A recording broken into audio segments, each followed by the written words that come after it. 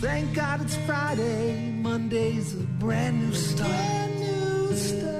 Wednesday, you're halfway home, and Thursday, the weekend's not far.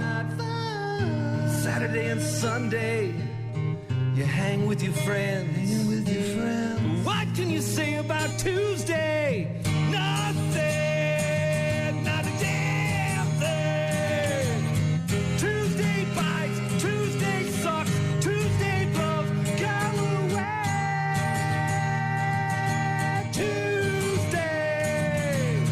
Tuesday's crap, Tuesday's lame, Tuesday's dumb, go away. Tuesday, Saturday and Sunday, you hang with your friends. But what can you say about Tuesday? Nothing. Except it's going to be in the mid-80s today. Yeah. It's going to be warm. That heat dome thing is coming. The heat dome is back. Heat dome. Heat dome. You ready for it? You ready for that dome? Heat dome. It's going to be in the mid-90s tomorrow. Ugh. Gross.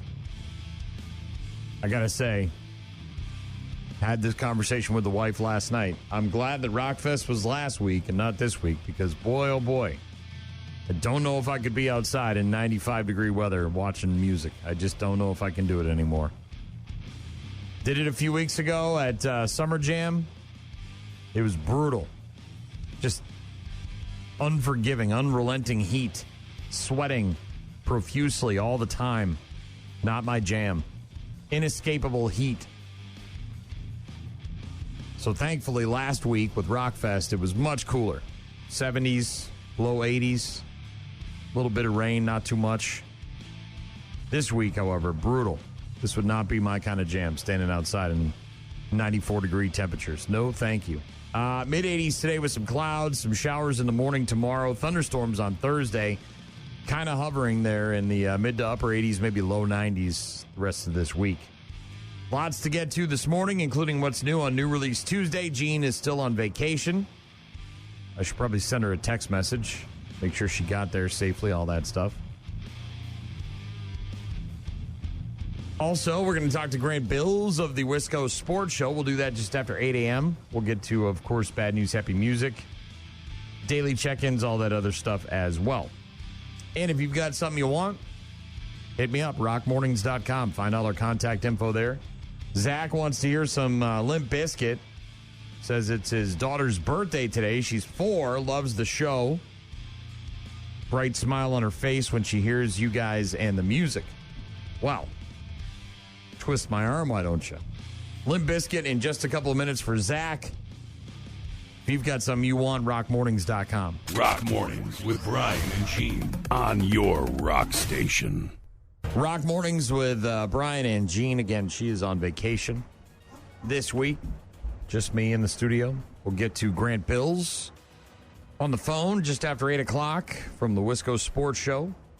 Let you know what's new on New Release Tuesday, all sorts of other stuff as well. The mother of missing Viterbo University graduate student Elliot Hines giving a brief statement yesterday before a prayer service on campus. Amber Hines thanking people for coming out and putting up flyers and searching for her daughter. She also thanked the university for their support. We ask that if you've seen anything, even if it's small, anything at all, please call the La Crosse Police Department. If you have Ring cameras and you think you might have captured an image of Elliot, please call them. Let them take a look at your footage. Even if you don't think it's a big deal, it could be a really big deal for her. We'll take any prayers, any volunteers that want to come back tomorrow and help us hand out flyers. We'd be grateful. La Crosse Police say they're following leads and information on Elliot Hines. They thank the community for their support. Obviously, if you've seen anything, call the police. Get in touch with them. They do have an anonymous tip line as well, the La Crosse Area Crime Stoppers. You can submit online. You can download the Crime Stoppers app as well. But, again, Elliot Hines, 22-year-old woman, went missing about 3:30 in the morning on Sunday morning. 5'4", 120 pounds, blonde hair, blue eyes, last seen wearing a white T-shirt and jean shorts. Pictures of her all over the place right now in downtown and all over the campus area, hoping to find their daughter. Elsewhere in Wisconsin, we talked about this a few minutes ago. The Canadian wildfire haze was really bad yesterday. As I was bringing the RV back to Pleasureland in West Salem, you could see it through the coulees. It was just thick and dense, and it's hard to believe that it comes from another country, right? It feels like it's some guy down the road that's burning brush. That's how thick and smoky it was. But the Canadian wildfire smoke blanketing parts of Wisconsin. The air quality is the worst in Dane, Eau Claire, Grant, Jackson, Monroe, and Sauk counties. Air quality index, unhealthy for sensitive groups, should improve later this week as the extreme heat makes its way to Wisconsin. Hot and humid weather expected to begin tomorrow. Much of the Midwest under an extreme heat watch. National Weather Service is predicting dangerously hot conditions across most of the state. Heat indexes of at least 100 degrees in Milwaukee, Madison, and a bunch of other places. Prairie du Chien, La Crosse, going to feel like it's over 100 degrees. So, again, keep that in mind if you've got anything you need to do outdoors tomorrow or the next couple of days. Could be real dangerous. Heat dome, wildfires, all that. Extradition hearing held yesterday for the Wisconsin murder suspect who was arrested in Nebraska. Gavin Thompson being held in the Lancaster County Jail on local charges, including flight to avoid arrest and willful reckless driving. Wisconsin officials say that he faces first-degree intentional homicide, burglary while armed with a dangerous weapon, hiding a corpse, and operating a motor vehicle without an owner's consent charges. Thompson accused of fleeing the scene of a crash on Interstate 80 last week. Troopers found the body of Dorinda Segenbrecht in the backseat of the vehicle. She had apparently died before the crash had occurred. Thompson was later found and arrested in Lancaster County by deputies there. He appeared in court yesterday for an extradition hearing. Thompson filed a motion for competency evaluation. Officials said the local charges will be dismissed without prejudice when he does return to Wisconsin. And sad news out of the world of entertainment is Malcolm Jamal Warner. Theo Huxtable on The Cosby Show died at the age of 54 in Costa Rica, accidental drowning. Son? Hey, I know. You know what? What you gonna say? And it's under control. So, no problem. Right. How do you expect to get into college with grades like this? See, I'm not going to college. Damn right. I am gonna get through high school and then get a job like regular people. Regular people? Yeah, you know, who work in the gas station, drive a bus, something like that. So what you're saying is your mother and I shouldn't care if you get D's because you don't need good grades to be regular people. Right. Malcolm Jamal Warner, who played Bill Cosby's fictitious son, Theo Huxtable, drowning after getting caught in a strong current. Obviously, most people remember him from the Cosby Show. He was also on Malcolm and Eddie, Suits, Community, Sons of Anarchy, Dexter, The Resident, Accused. Also directed episodes of The Cosby Show. Also directed episodes of The Fresh Prince of Bel-Air and Sesame Street. He is survived by a wife and a daughter who he was very secretive about. Not a lot of information about them out there. Obviously, you can go and Google more. But Malcolm Jamal Warner dead at the age of 54. It's over, isn't it?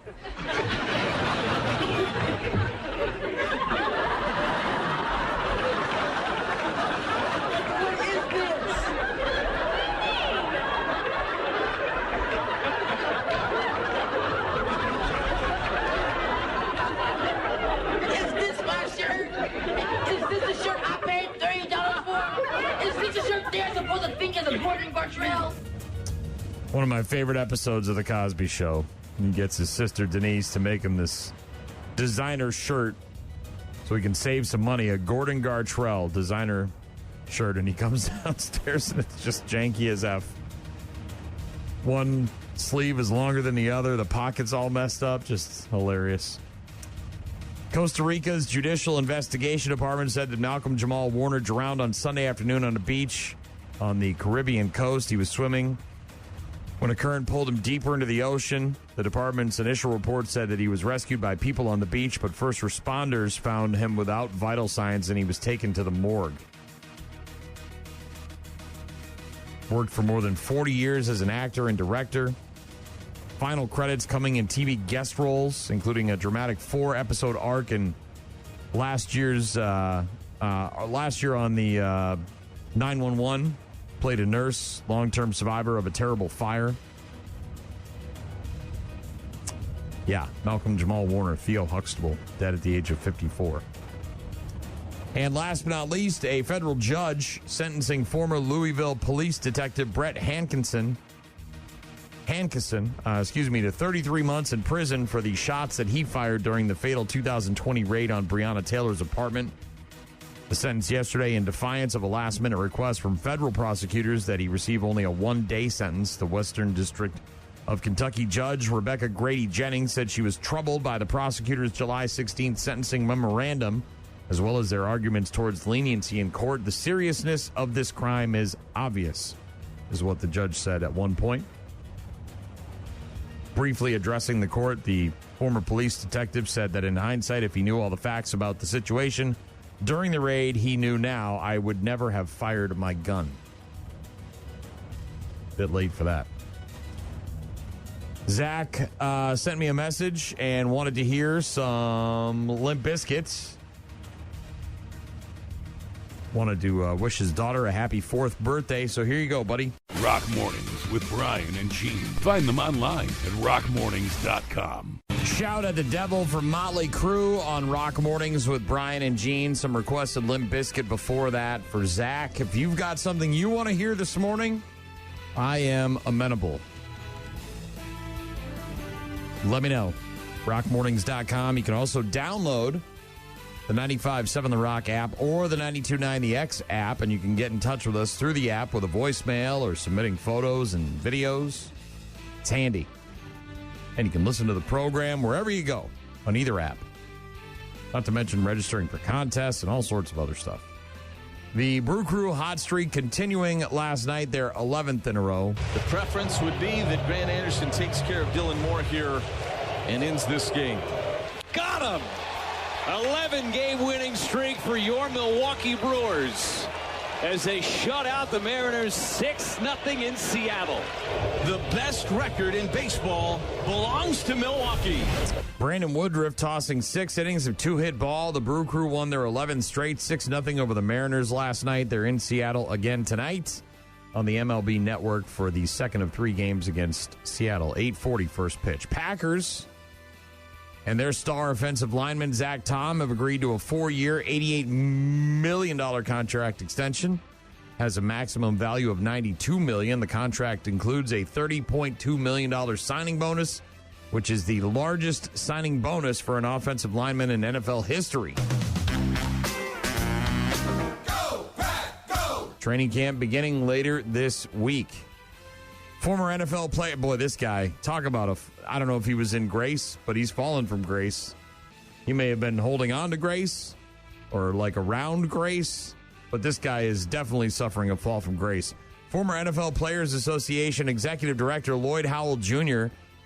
not only resigning from the NFL Players Association after all the stripper money that he was seen spending, but he's now resigned his part-time consulting job with the Carlyle Group, one of the select group of league-approved firms seeking minority ownership in NFL franchises. This guy's side job as an operations executive with Carlyle's aerospace and defense investment team was among several issues to emerge in the week before his abrupt resignation from the NFLPA's top job on Thursday of last week. So, yeah, this guy putting it on the expense report that he took a car service right from the airport to the strip club and didn't leave for like 8 hours.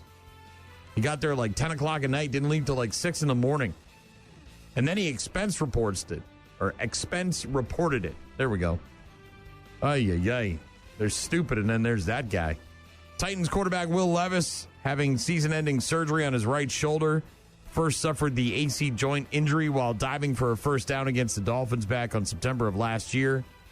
Will have the surgery performed later this week, actually early next week.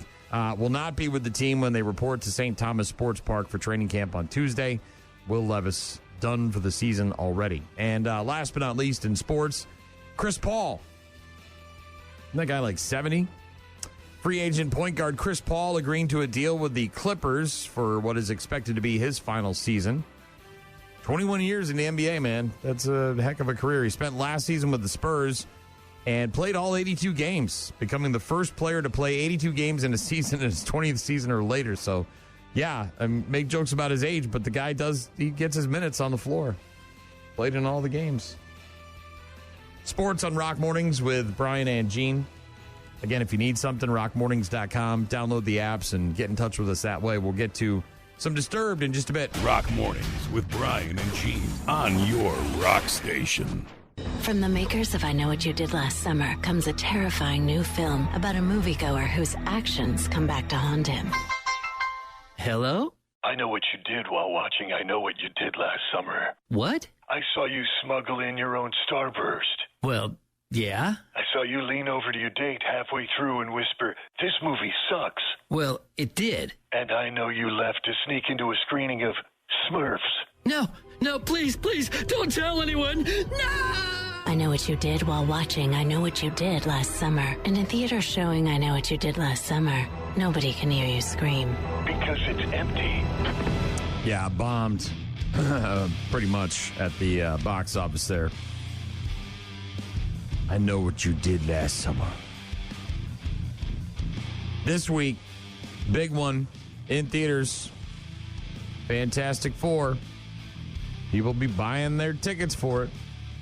Obviously, on Friday, we got Happy Gilmore 2 on Netflix as well, so plenty of things to watch later this week. Television today, America's Got Talent, new episode of that on NBC at 7 o'clock tonight. Over on Fox at 7 p.m., The 1% Club. Third season finale of Beyond Skywalker Ranch. That's at 8:30 on the History Channel. Destination X on NBC tonight at 9 o'clock. And over on Hulu, the series premiere of Red Eye. Not sure if this has any sort of connection to the movie from a few years ago, other than it's on a plane. Guy being escorted to Beijing to face murder charges. A British cop trying to keep him alive after an assassin starts killing passengers to get to the man that's being escorted to Beijing. Before we start the show, I want... That's not it. Red Eye, name of the new series, premieres today on Hulu. Is there a problem? Come on, let's please. Talk to me. The detainee is Dr. Matthew Nolan. I believe he's responsible for the death of a woman in Beijing. Pack a bag. You're catching tonight's Red Eye to Beijing. You have to help me. I'm innocent. Don't make this harder than it has to be. I'm being framed. Give me one good reason why you think someone on this flight wants to kill you. Sir, can you open the door, please?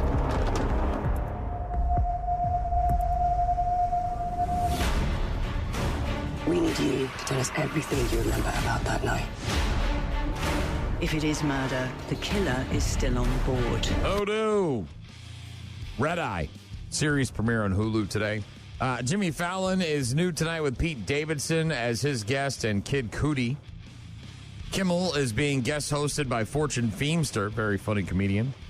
She's going to be talking to Sterling K. Brown, Paul Walter Hauser, and several others.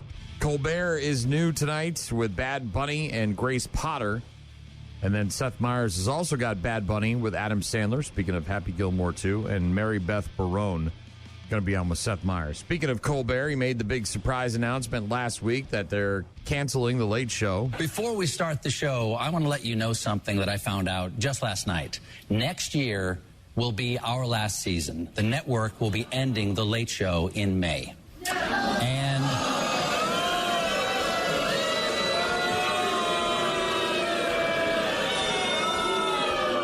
yeah, I share your feelings.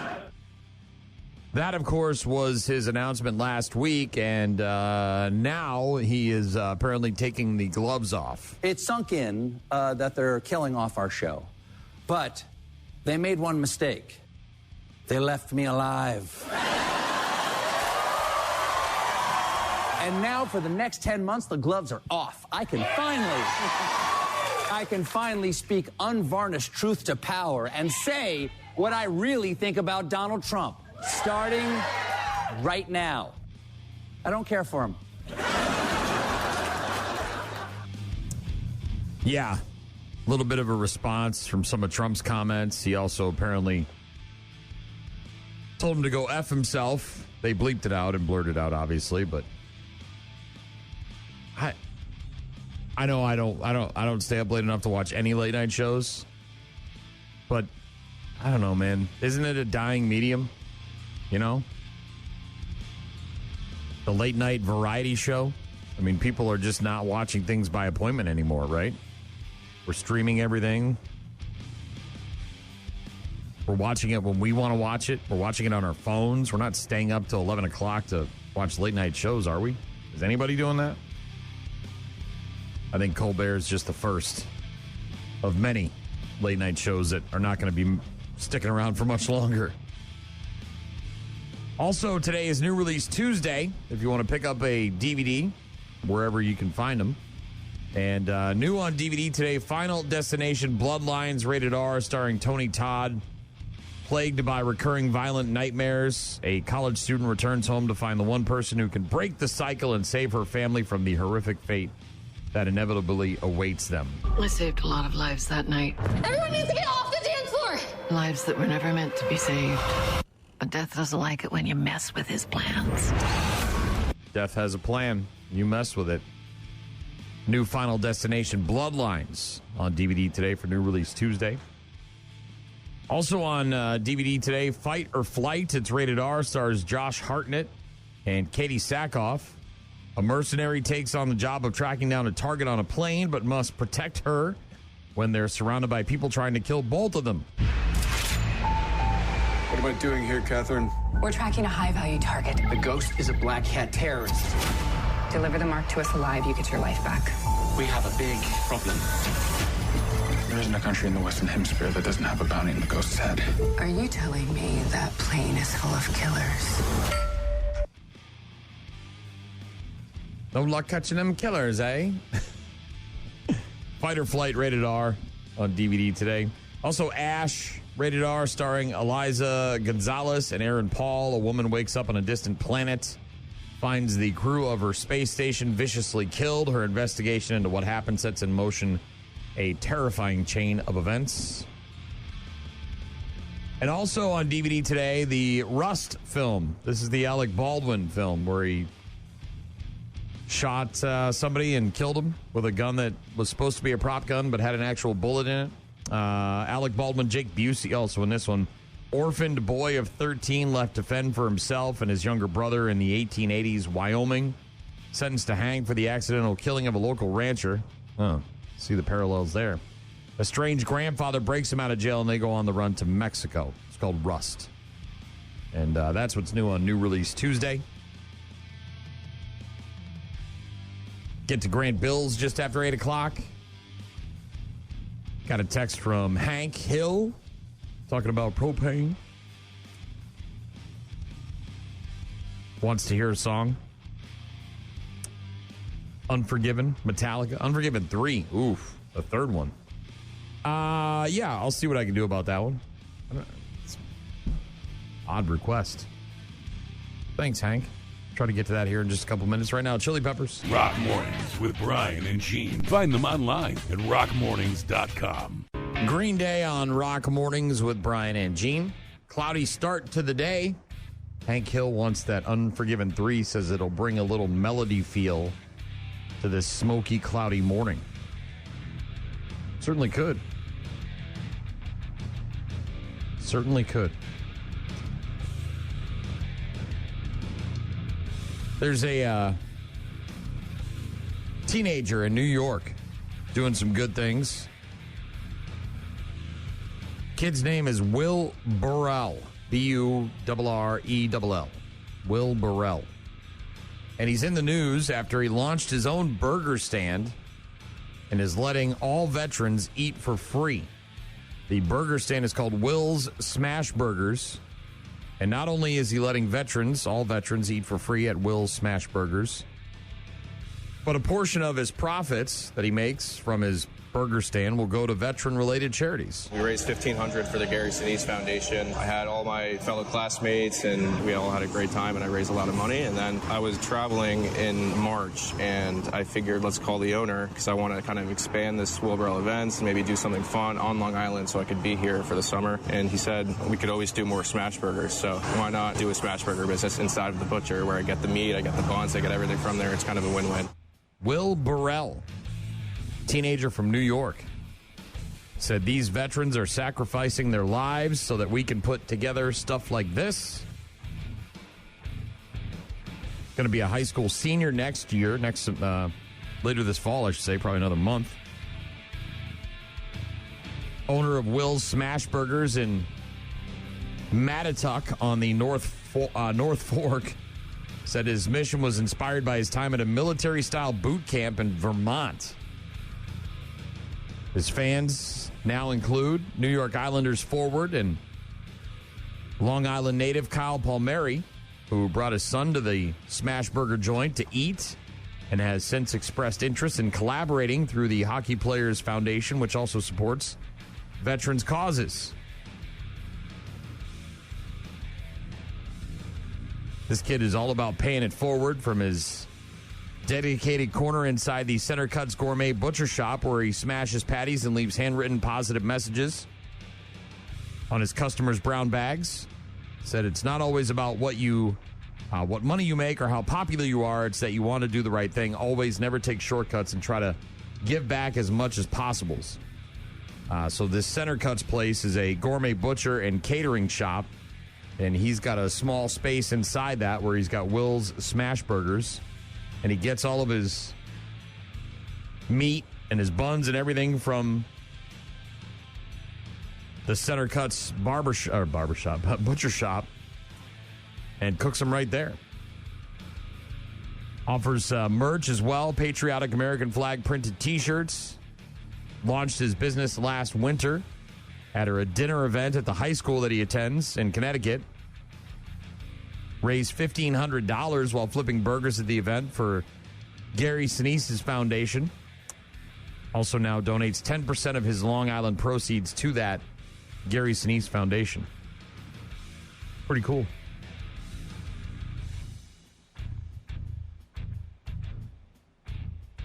Apparently attended Camp Spartan in Vermont.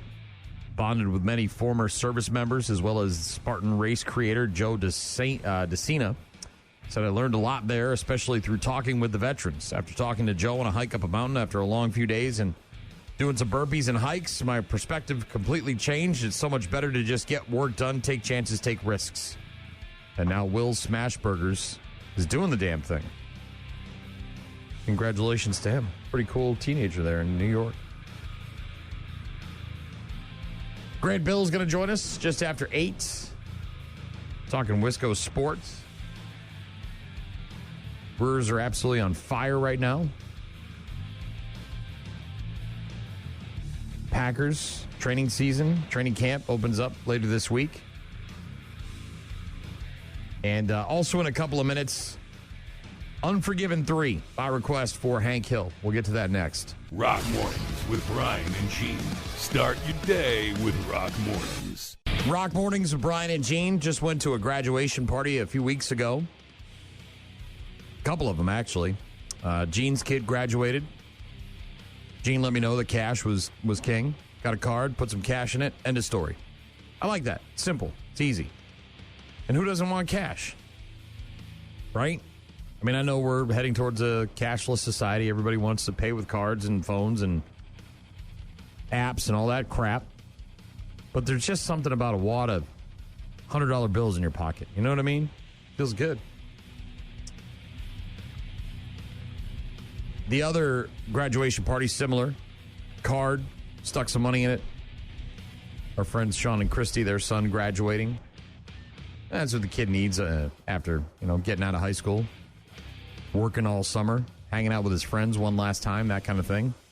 Need some spending cash, right?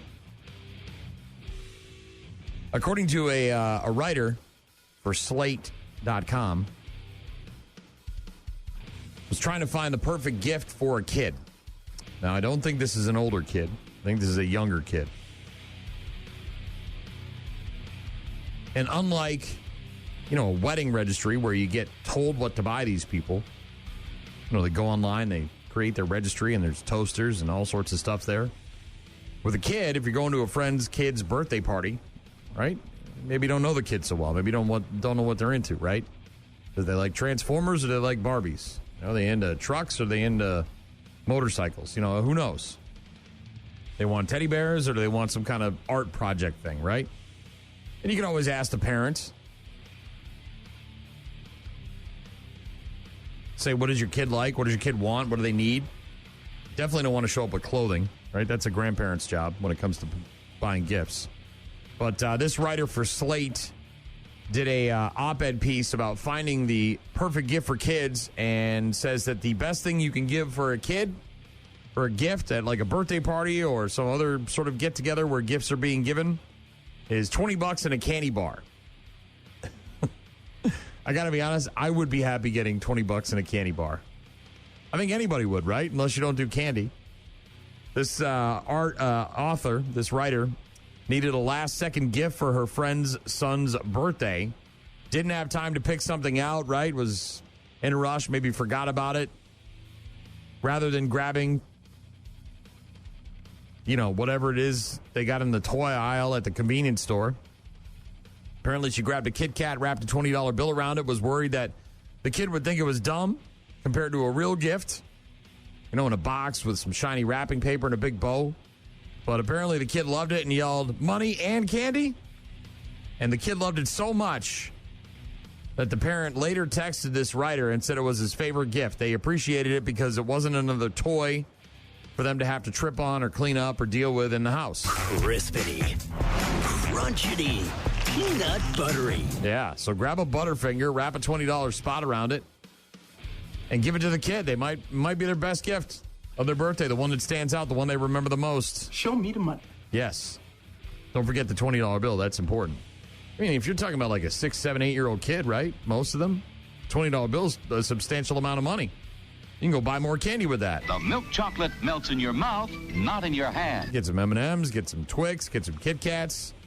Again, a writer for Slate said that a $20 bill wrapped around a Kit Kat bar was this kid's favorite gift at his birthday party. Where's the money? When are you going to get the money? Why aren't you getting the money now? And so on. So please, the money. She says it's now her go-to gift for all birthdays, Christmases, and everything in between. The best part is it requires no thought and basically zero effort. I will say I don't think you can do it all the time. Now, you can mix it up and, if you got a couple of people with kids, you can use that same one-trick pony type thing. But if you're going back for another birthday, I think you got to up your game, right? Like if you go back to that kid the next year for his birthday party and he's 1 year older, it may not have the same effect, right? He may say, "Oh, thanks, Aunt so-and-so. Appreciate it." And he'll eat the candy and he'll use the $20, but his expectations may have changed, But the perfect gift for a kid is apparently a $20 bill wrapped around a candy bar. You're not you when you're hungry. Eat a Snickers. And here's $20. Again, I would like to get a Kit Kat bar with a $20 bill wrapped around it. Who wouldn't? I know there's this like in between there when you're a teenager and you just don't like anything, but kids and older adults who could use $20 and a candy bar, please and thank you. Hank Hill wanted to hear some Metallica, The Unforgiven 3. I couldn't even tell you the last time I heard this song, so here we go. Rock Mornings with Brian and Gene. Find the daily podcast at rockmornings.com. The Unforgiven 3 from Metallica by request for Hank Hill this morning. Enjoy. Hopefully you did. If you got something you want to hear, rockmornings.com. That's how you can find all of our contact info. You can also download the 95.7 The Rock app or the 92.9 The X app and get in touch with us through the app. You can record voicemails, you can send pictures, you can upload videos, all sorts of ways to get in touch with us.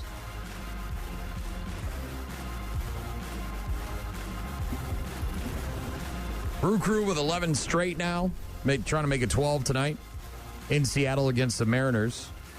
Brandon Woodruff looking good on the bump. 6 innings, 2-hit ball. 6-0 over the Seattle Mariners last night. 8:40 first pitch on the MLB Network for tonight's game. Packers training camp begins later this week, and they just signed offensive tackle Zach Tom to a extension. 4-year, $88 million. Could be $92 million. Guy's getting $30.2 million in a signing bonus, which is the highest signing bonus for an offensive lineman in NFL history. Good on him. Former BYU quarterback Jake Retzlaff has now verbally committed to transfer to Tulane. The school spending more than a week doing some background checks on Retzlaff, including having the university's Title IX office vet the transfer. He is expected to enroll soon as a walk-on and then compete for the starting job in training camp in the upcoming weeks. But obviously his time at BYU coming to an end, broke the moral code by having sex, I guess, right? Isn't that the deal?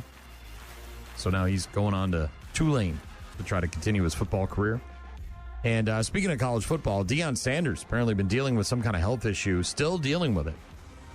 Said in a video posted by his eldest son on Sunday that he's not all the way recovered, but otherwise showed signs of returning to his job in Boulder soon after recently battling an undisclosed health issue this summer. He said, I'm still going through something. I ain't all the way recovered. Video posted by Deion Jr. shows him dipping his legs into an ice bath. A little more physically active than some of the other videos. Footage of him shooting hoops at a basketball court, sitting down after tennis lessons, discussing a run walk that he did. But Deion's still recovering from whatever that health issue is and planning on being back with Colorado at some point. We'll see. Sports on Rock Mornings with Brian and Gene. We've got Grant Bills joining us just after 8 o'clock. We'll talk more sports with him. Got Bad News, Happy Music on the way. We'll get to our daily check-ins. And again, if you've got something you want to hear, find all of our contact info online at rockmornings.com. So nothing more in just a bit. Rock Mornings with Brian and Gene. Weekdays, 6 to 9. Ozzy with I Don't Want to Stop on Rock Mornings with Brian and Gene. Got a text from someone who said, Don't Want to Stop by Ozzy. Also, Alex texted in, said, Good morning, Brian. Can you hook a brother up with some of that Ozman? Saw your pics from Rockfest. Sounds like you had a lot of cool experiences, a lot of cool meet and greets. I did, actually. I did. Thanks, Alex. So Alex and the anonymous texter both got to hear some Ozzy. Also got a voicemail through the app. Again, you can download the 95.7 The Rock app or the 92.9 The X app. And you can send us images, videos, voicemails, get in touch with us through the app, or you can find all of our contact info online at rockmornings.com. Can you play Call Me Little Sunshine by Ghost? Thank you very much. I might be able to do that as well. Again, feeling flexible this morning when it comes to the music. I'm always feeling flexible. You guys want to hear stuff? I'll play it. Just got to know what you want to hear. That's all. Definitely going to be talking to Grant Bills in a bit. Probably about a half hour from now. Host of the Wisco Sports Show. Also, Bad News, Happy Music a bit later on. And there is a person on Reddit, a Redditor, that asked the internet to name current technology that will seem ridiculous in 50 years. Name current technology, things that we use each and every day, that will seem ridiculous 50 years from now. 2075. If we make it that far. Let's assume, for all intents and purposes, that we get to 2075 and the stuff that we use on a daily basis that will seem ridiculous. This one I think will be good. It's sort of like corded phones. Remember? Phones have, look, if you're of my age, you remember rotary phones. And before that, you'd have to call an operator. And they would have to connect you with somebody way long ago when phones first started. But as a kid, my grandparents had a rotary phone. We had a landline in the house.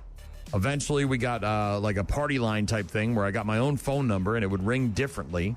So my parents knew when the calls coming to the house were for me. They were always for me. I don't know why they got so mad about that. Then eventually I got my own phone line in my house because I was on the phone all the time, tying up, the calls that my parents were expecting. And then, of course, bag phones, cell phones, everything's gotten smaller. Then it got bigger. And now they're talking about charging cables. So this is current technology that'll seem ridiculous in 50 years. Charging cables. At the top of the list. People say you had to physically plug in your devices every day. Yeah. They already exist, the charging ports where you can just put your phone down on something and it'll charge it wirelessly. But for the most part, we all are like going on vacation and trying to remember to bring a bunch of chargers so that you can keep your phone at 100. Plug it in during the overnight when you're not using it, right? Get that battery life back up to a Hondo. Charging cables would be good to get rid of completely. Dental work, and you know me, I've always hated dentist stuff. Not the dentist himself or herself. They're nice people and all that stuff, but dentistry is barbaric. It really, truly is. I have zero desire to get any dentistry done anymore in my life until it figures it out. It's 2025, and we're still using metal clamps and clips and picks and all sort, like hooks and daggers, and we're sticking things. I mean, it's just... What are we doing? Are they not trying to make it? Have they never gone to a dentist? Has a dentist never sat in a dental chair and understood how brutal this thing is? Number 2 on the list of the current technology that people think will be ridiculous, considered ridiculous in 50 years is dental work. Somebody said anything regarding present day dental work will be seen as barbaric. Ditto for chemotherapy. I've never gone through chemotherapy, but I can only imagine it's awful. I know people that have. But dental work, yeah. Can we make with the lasers? I know that they're starting, but can we hurry that technology up? Another thing that made the list, which I found interesting because it's not really current tech, but trash. Again, somebody asking the internet, what current technology do you think will seem ridiculous in 50 years? And trash apparently will seem ridiculous in 50 years. I don't think we're ever going to get rid of trash. There's a bunch of places. Philly just had a big trash strike. There's some in Massachusetts. They're striking, so the trash is piling up and piling up and piling up. Not that there will be a solution to existing waste. It's that most everything will be reusable. So we're going to stop using things that are single use, and we're going to start using things that are multiple use, right? Less plastic bottles. I don't know, man. I don't know. I don't think that's ever going to change. When are we going to start shooting our trash? Are we doing trash in space? Are we shooting it out there? I know we burned some of it, bury a lot of it. We're shooting it into space yet? Somebody said car accidents, current technology that would seem ridiculous in 50 years. Obviously, with the growth of autonomous vehicles, that might become a thing of the past. I doubt it. There's always going to be somebody driving around with a steering wheel in their hand going rogue. You know you're not going to get people to give up gas-powered engines either. I mean, that's just not going to happen. I know you want to have a better society and all that stuff, but that no one's going to get rid of their Mustang from 1968. That's just not going to be a thing. They say that autonomous vehicles would work together to make the current number of car fatalities seem ridiculous. Yeah. Good luck with that. Game consoles, another piece of current technology that'll seem ridiculous 50 years from now. This I could see, because much like cutting the cord and getting rid of the DVR box and all that stuff, people are streaming everything, right? Phones, Fire Sticks, whatever you got, your Google streaming device, Apple TV Plus, whatever it is, all those different streaming services. Game consoles could be the same thing, right? Where you just log in through your smart television and game that way, or phone or whatever. Another thing that made the list was toilet paper. And again, I don't know if you're going to get everybody to be on board with this one. I don't think everybody's going to be a fan of shooting water up their rear end. Somebody said, it seems like such a medieval method for something we use so much. It is a waste, it is unhygienic, and it causes all kinds of sewer problems. Yeah, I've never used a bidet. I know people who have, and they swear by it. They love them. I don't know about shooting water up my rear end. Not a big fan of it. If it's that bad, probably going to have to get in the shower anyways, one of those things. But some current technology that'll seem ridiculous in 50 years. Some of the more interesting responses include charging cables, dental work, trash, game consoles, car accidents, and toilet paper. I don't know if I'd consider toilet paper technology. I think it's funny that they have to advertise for toilet paper. Like, who's not buying TP? Everybody's buying it, right? Except for the bidet people. I had a friend that had a bidet, and I came close. She said it had heated water. That was my concern, was that you're shooting cold water up your rear end. She said it had some kind of heater thing on it, but I said, look, if I'm going to ever try the bidet, I'm going to want to be at home in case something happens, and I don't want to be at somebody else's house. Have to ask them for help or something like that. I'm good. Grant Bill's coming up in just a bit. Try to get to that requested ghost in a few minutes as well. Right now, 3 Days Grace. Rock Mornings with Brian and Gene. Find them online at rockmornings.com.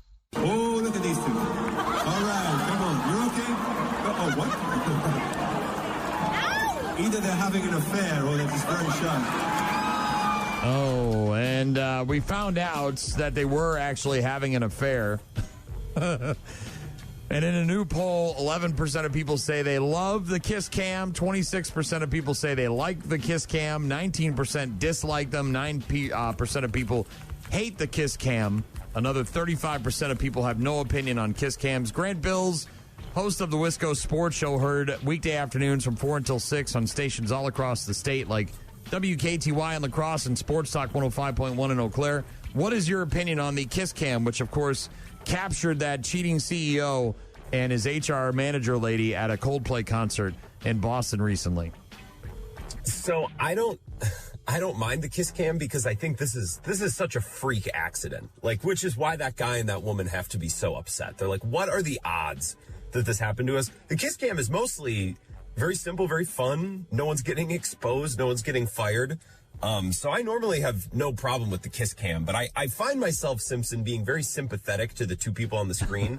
Not because I'm a fan of infidelity or anything like that. It's just like, man, that seems like a real, I don't know. I just feel for the guy because the whole internet grabbed onto it because of reasons why we grab onto anything, and now they're both without a job, and that seems a little. I don't like people losing their jobs, Simpson, but I don't blame the kiss cam for that. I blame horrible luck. Well, there's a whole lot to unpack with this thing. Grant Bills, I know we'll get to some sports stuff here in a moment, but this was such a huge thing over the weekend.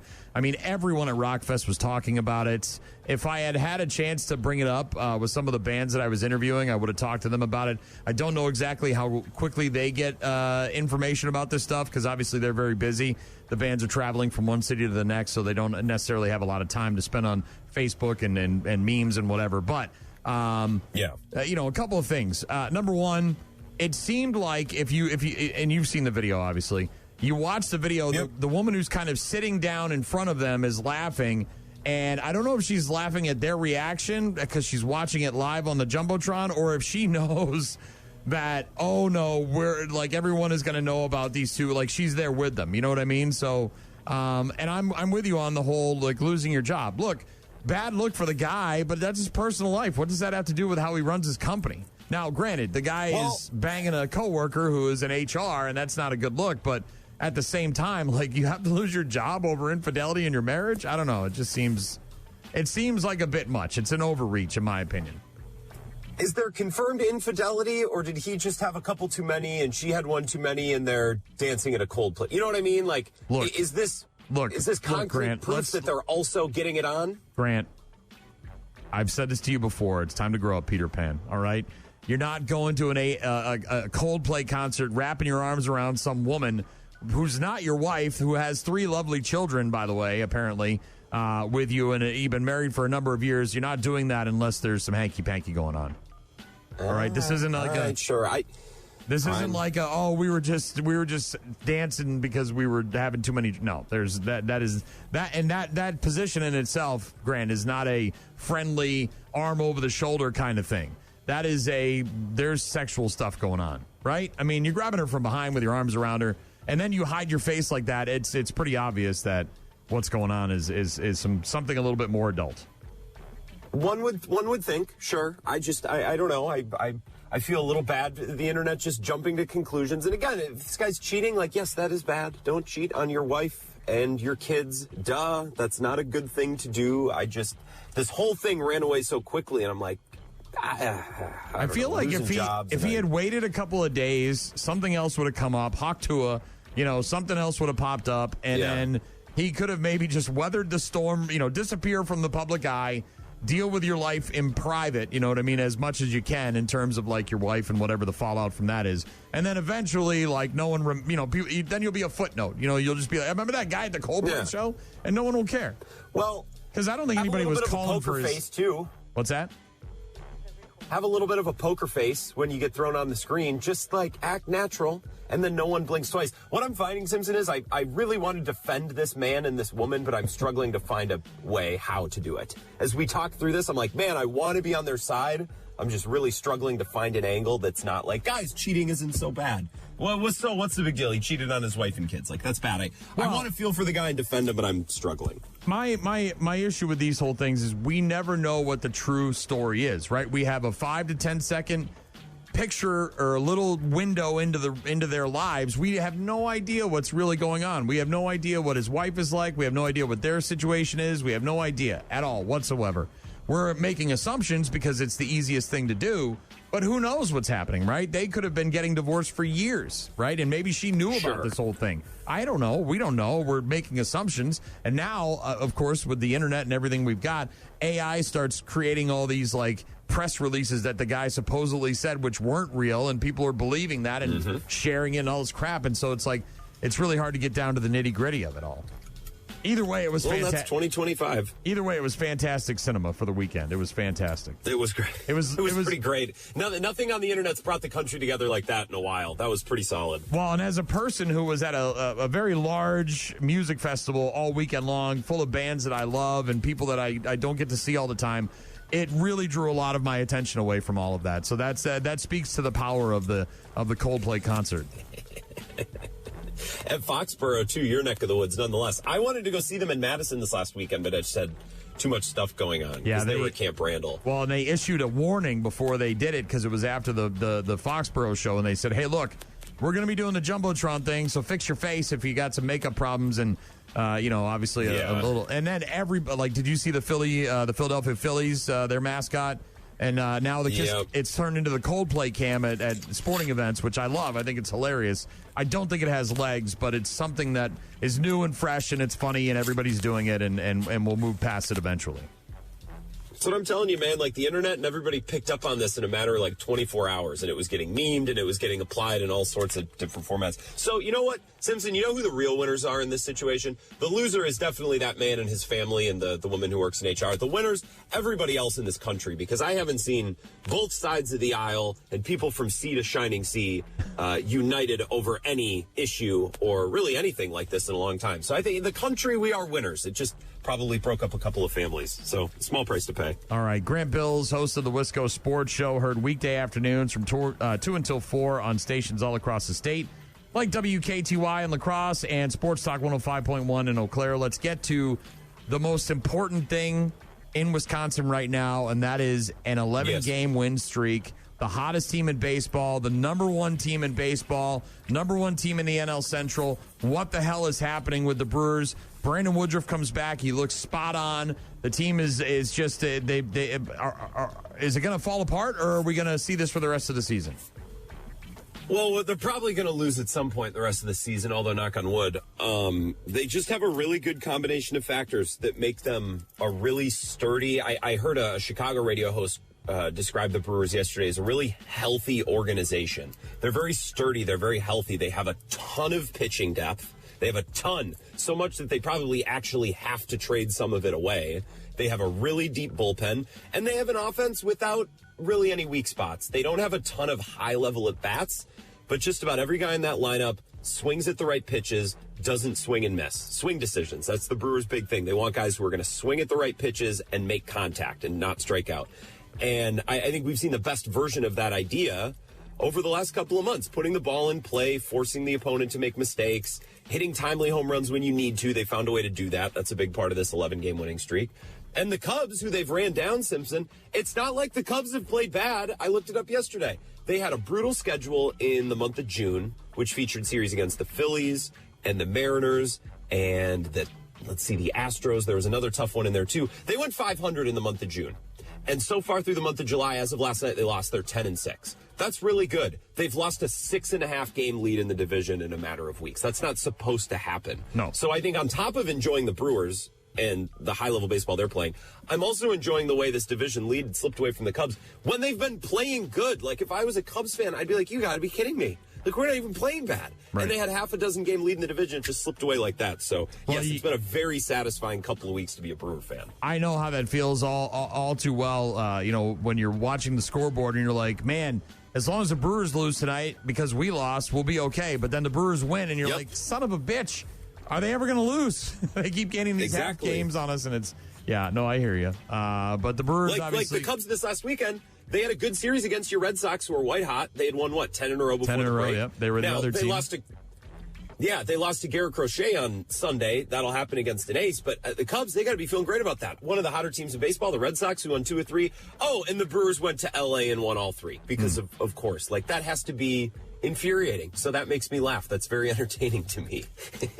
Next on the agenda, of course, is later this week, Packers training camp. They just signed their offensive tackle to a massive extension.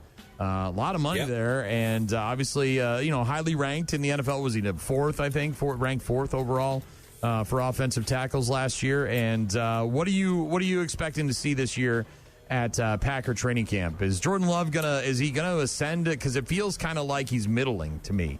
He feels like a guy, like, he's good, he's getting the job done, but he's not like this.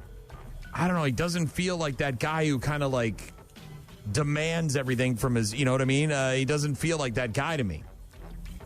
I think Jordan Love, just to start there, I think that's a good way to describe him. He's middling. I think so far through 2 years, he's shown that he can be a solid NFL starting quarterback every week with the possibility of getting really hot, right? And there's plenty of guys in the NFL like that. I don't know if he's any better than that. I'm pretty sure he's not worse than that. I don't think we're going to watch him this year and think, oh, he was worse than we thought. I think there's a chance that he comes out this year healthy and a year removed from kind of his sophomore slump season, and he looks better. We're like, okay, yep, this is maybe more the Jordan Love that we were hoping for. And I think there's a world in which he looks the same as last year. And we're like, okay, yeah, he's the 10th to 13th best quarterback in football who's capable of getting hot. And you just hope that he gets hot at the right time and the team gets hot at the right time. Right? There's a player there that works. The things that I'm watching for most in training camp, well, one of the big things was Zach Tom and whether or not they were going to extend him. I'm glad they did that. That was easy. Like, that's the one player on the roster in that age bracket. That's a slam dunk extension. No questions about it. Get that done. And a huge signing bonus, but a pretty reasonable deal if you look at the AAV, the average annual value. It's actually pretty cheap. Which everyone wants to say their team signed a good deal. I think it's a good deal for both. Zach Tom gets a ton of money up front. The Packers get a pretty reasonable deal on the backside. The other thing is Elton Jenkins. They want him to move to center. He wants his contract adjusted. Not to get more. He's already very highly paid if he's moving to center. He's highly paid as a guard, too, because his last year was like a guard hybrid tackle deal. It's whether or not the Packers want to adjust it or whether Elton Jenkins will hold out or hold in. So that's the other big story. You know, watching the young wide receivers, their 2 draft picks, Matthew Golden and Savion Williams, will be interesting. But I think big picture for the team, Simpson, we're not going to know until week 1. I know this team is good. I don't know if they can be the team that, unlike last year, beats the Lions and the Vikings and the great teams, and we won't see that until the season starts. Luckily, week 1, because they host Detroit right away. Speaking of the other teams in their division, is that more what it's about for the Packers this year? Is what the other teams do, or is it more about the Packers taking care of their own business? Because obviously the Lions are going to be a force. we have assumptions that the Vikings will be okay again, I guess. Who knows? But is it more about just the Packers taking care of their own business, or trying to, be aware of how much better the other three teams in your division might be? Well, the Packers are going to have to take care of their own business regardless, because they have to play, like the rest of the division does, the AFC North. So they get to host Joe Burrow and Lamar Jackson this year and go to Pittsburgh instead of playing the Titans, the Colts, and the Texans like they did last year. So the Packers, in terms of handling their own business, will have to step their game up this year because the schedule will just be harder. They got to host Jaden Daniels Thursday Night Football in week 2, so the rest of their schedule gets harder. I think the Packers' business on some level, Simpson, is being better against the teams in the division. They went 1-5 versus the Vikings, the Lions, and the Bears last year. And that's just not going to cut the mustard, even if you win all of your other games. You're going to be a wild card team, maybe the second or third wild card team like they were last year. I think the Lions will be great. I think they will miss Ben Johnson in those key fourth down situations that they love. Not sure how that'll affect Jared Goff. If J.J. McCarthy, the Vikings' second-year quarterback, is good, the Vikings should be awesome because they're good everywhere else and they have excellent coaching. If J.J. McCarthy stinks, right, then maybe that's a different conversation, but I'm pretty sure he doesn't stink. So the Packers, yes, have to take care of their own business, but part of their own business this year has to be being better against the division. And that'll start, again, week 1. Like, you get the Lions at home, week 1. 2 new coordinators, 2 new starting offensive linemen. One of their best defensive players already is hurt and is going to miss, some or if not all this year. Like, week 1, that is a must-win game against the Lions at home. If you can't beat them then and there, then I don't know when they're ever supposed to beat them. Oh, week 1 must-win. I love it. I love it. I love it. I love the desperation. I love it, Grant. I love it. Grant Bills, host of the Wisco Sports Show, heard every weekday afternoon from 4 until 6 on WKTY and La Crosse and Sports Talk 105.1 in Eau Claire. I wish we had more time to talk. Unfortunately, I do have to pay some bills and get to bad news with happy music, but it's been a pleasure. We spent a bit too much time maybe talking about the Coldplay thing, but it's a once in a generational type thing, right? You gotta take time to sow over those coals every once in a while, I like Coldplay. They were taking too many strays these last couple of weeks. Coldplay, they don't deserve that. They don't deserve any. They don't deserve any sort of blowback from this. This isn't their fault. No, I just mean their music too. Like, their music the most stinks. embarrassing part is their music stinks. Oh, come on. No, their music stinks. Stink. Yes, it does. It doesn't. It's stink. terrible. They're a terrible band. They should never be a thing. They should be just quit now while you're ahead. But this will be the only thing they're famous for is the Jumbotron. It's not true. I know they don't yell and scream like, what are you listening to this morning? Mudvayne. Yeah, it's a little different. It's sometimes pleasing and soothing to the ear, which I know is not always your bag, and that's fine. But come on, everyone lay off Coldplay. Coldplay's great. Look how they shine for you. Come on, man. Well, sorry, it didn't sound great coming out of your mouth. What am I supposed to say? It was all yellow. Come on, man. Well, yellow's that dude not was my favorite song. Married to Gwyneth Paltrow, too. And her goopy vagina are his shirts candles. Always too small. Like there's either too much arm or too much stomach. Like, can you Chris Martin? I need him to wear a normal shirt, and then I'd feel much better about defending Coldplay on stations like this. I know I'm not preaching to the choir here. You should just stop defending Coldplay because it's a fool's errand. That's what it is. Grant Bills, always a pleasure. I'll talk to you next Tuesday. The pleasure is mine, Simpson. Have a great week. There he is. One and only Grant Bills, host of the Wisco Sports Show. We'll get to bad news, happy music in just a bit. Rock Mornings with Brian and Gene. More from Brian and Gene is coming up. You're about to enter a beautiful, exciting, wonderful new world. A cockroach living in your nostril. Now that's just nasty. Add in some haven't pooped for 30 days. Poop is raining from the ceilings. Poop. And sprinkle in some hashtag Florida Man for flavor. Florida Man. Florida Man. Florida Man. Florida Man. Florida Man. Florida Man. Florida Man quits his Burger King job, steals all of their chicken nuggets. It's bad news. Bad news. With happy music. Let's rock. A Tennessee woman who apparently was on a Bravo reality series at one point is now out on bond after being charged with aggravated assault at a Walmart store. Diamond Tankard. All right, guys, put your hands together. Coming up next to the main stage is Diamond. Yeah. Diamond Tankard, arrested on Saturday, charged with aggravated assault with a deadly weapon and theft after an incident at a Walmart supercenter in a suburb of Nashville, Tennessee. Caught on surveillance cameras inside the store on Friday, attacking another woman on the checkout line, the alleged victim's grandmother, who witnessed the altercation, told police that Diamond Tankard used a sock filled with rocks as a weapon. Slipper socks, medium. Ugh. It's like that Sean Penn movie, Bad Boys, when he puts all them sodas in the pillowcase and beats the crap out of that guy with them. Ugh. According to the affidavit, police arrived at the Walmart after the assault was reported. Victim alleged that Tankard came from behind. As Doc will tell you, that's the only way to come from. While she was at the self-checkout section of the store, grabbed her by the hair, began to assault her. After the apparent assault, Diamond allegedly sold a woman's iPhone worth $1,500 and her Louis Vuitton handbag worth $900. Woman had a visible laceration on her forehead above her left eye. The woman's grandmother told police that Tankard struck her granddaughter with a sock filled with rocks. Tankard, who briefly appeared on the Bravo reality show Thicker Than Water as a child, was identified after police viewed the store's video footage. The woman taken to the hospital, got some stitches. Tankard then arrested by the Metro Nashville Police Department and taken into custody on Saturday. She's out there beating up people with socks filled with rocks at Walmart. That sounds like a sane person. Moving on.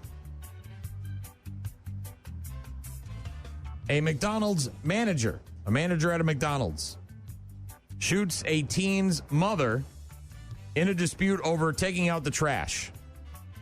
Police say the manager told the teenage employee to go home after she refused to take the trash out. The girl's mom then came in to confront the manager, and that's when the shooting occurred. Oh my God, what are we doing? This is why the robots are going to win. This is why. This is why the AI is going to win. Why we're going to lose to the AI, because eventually the companies that can afford to put in robots and AI are just going to be like, you know what? We don't need you. We don't need you to make burgers and help people. The robots will do it. And they won't shoot each other or the other robots' mothers when they come to the store to complain. And the robot will take out the trash without being questioned. This is why we're going to lose to the robots. A McDonald's manager and a teen employee's mom both facing felony charges after a dispute that led to a shooting outside the Belleville, Illinois McDonald's. Police department said that on Friday, the manager, Kathy Bledsoe, charged with aggravated assault and unlawful use of a weapon. Meanwhile, Tanika McKenzie was charged with aggravated battery and mob action. Whoa. This is one I haven't heard in a while. Bledsoe apparently told a teenage employee to clock out and go home after the girl refused to take the trash out. You know, kind of your job when you work at a fast food restaurant. The girl told her mother, Mackenzie, who then came into the restaurant with another teen girl to confront the manager. A verbal disturbance ensued in the lobby. Mackenzie and her daughter went behind the front counter and walked into the office area. That's when Mackenzie hit Bledsoe in the face and head. Bledsoe pulled out the gun and fired one shot, striking Mackenzie in the leg. I'm loving it. Bledsoe taken into custody at the restaurant. Mackenzie taken to the hospital for treatment. Yeah. All over some trash that didn't get taken out. McDonald's customer Jay Hanscom, who lives in the city, said, quote, "I just can't believe it happened in a town like this. That's all. Just insanity." People are crazy everywhere you go, Jay. Sorry, buddy. I hate to break that news to you, but it ain't just in your city. It's everywhere. It's everywhere. Elsewhere in the bad news with happy music, troopers say that Christopher Spain rode a lawnmower southbound on the Suncoast Parkway while impaired on Friday morning. Witnesses reported seeing Spain riding erratically. He refused to perform sobriety exercises and was then arrested. Took his riding mower onto a very busy toll road while impaired. They had places to go. Oh, man. Christopher Spain out there riding his riding lawnmower. It's a pretty nice one, too. It's like a zero turn. It's not one of those John Deere ones with the deck. I mean, it's like one of the bigger ones with the... Instead of having the steering wheel, it's got those like arms on it, you know, like the little arms that poke up. I don't know what they call them exactly, but Troopers say traffic cameras showed the lawnmower going south. Rider was pulled over just south of the exit, the US 98. Christopher Spain showing several signs of impairment, including small pupils, flushed skin, dry mouth, and visible irritation to the inside of his nose. Also apparently had a small blue straw in his back pocket, according to the troopers. Repeatedly clearing his throat, sniffing, and spitting during the traffic stop. Ooh, they think he was on something a little bit more potent than some alcohol. Troopers say that he refused to perform sobriety exercises, was then arrested on charge of driving under the influence. Oh, yeah. Got a mugshot here. He looks like the kind of guy that would ride a lawnmower down a highway in #Florida. Florida man rides again on his lawnmower down a busy toll road. Not surprised. Not surprised at all. Couple more. This one is just bizarre. This is in Seoul, South Korea. A 2-year-old dog in South Korea abandoned when his new owner returned him to the pet shelter just hours after adopting him with his fur shaved from the neck down.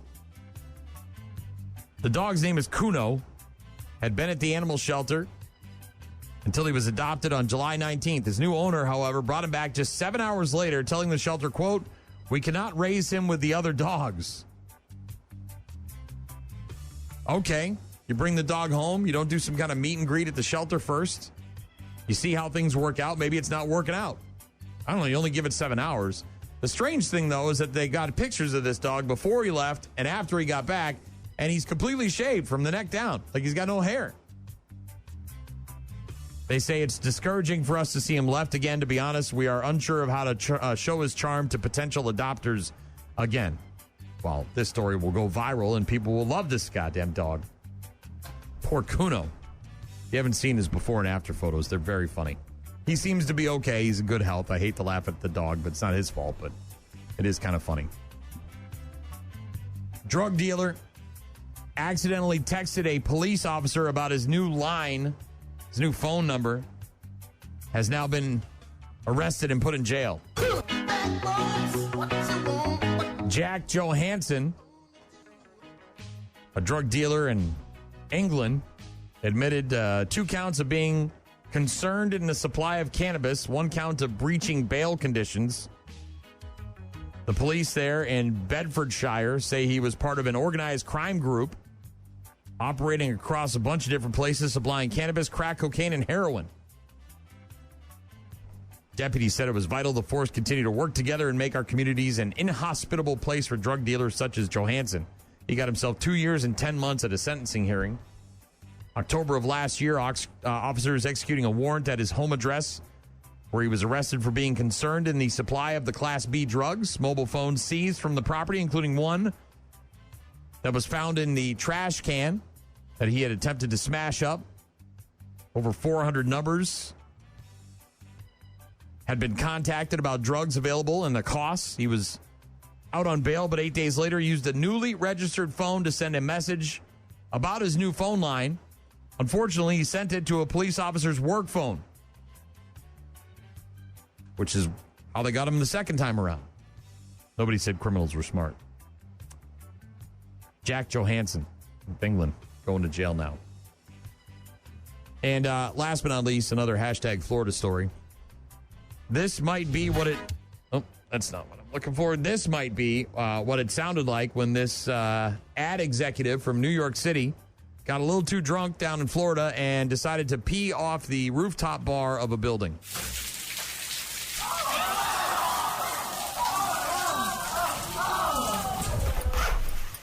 Yeah. That was a creative reenactment.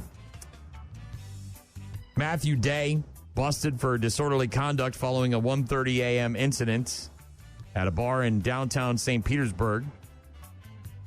The bar describes itself as an elevated hangout balcony bar. It's called The Landing. Cops say that while Day entered the rooftop bar, pulled his penis out of his shorts, and urinated from the balcony onto the sidewalk, several passersby were struck with urine. Security spotted this guy relieving himself, escorted him out of the bar and into police custody. criminal complaint noted that Day showed an indication of alcohol influence. Does not address if victims peed upon receive medical treatment. This guy got a little too drunk down there in Florida, maybe on a work trip, went to a rooftop bar and peed off the balcony onto some people below. That's nice. That's real good. Probably going to be a former ad executive from New York City. See, that I can see you lose your job over. The whole Coldplay thing, like, I don't know. This guy, though, I mean, he went out there and committed some crimes, peed on people. Nobody likes that.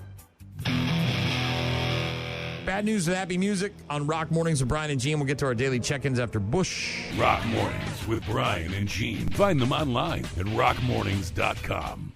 Call. Hello. Email. I tried emailing you. Text.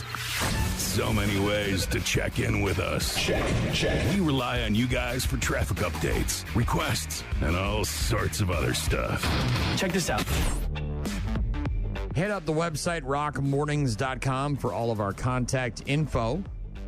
You can also download the 95.7 The Rock app or the 92.9 The X app, and you can get in touch with us through the app with voicemails, images, videos, sign up for contests, all sorts of stuff.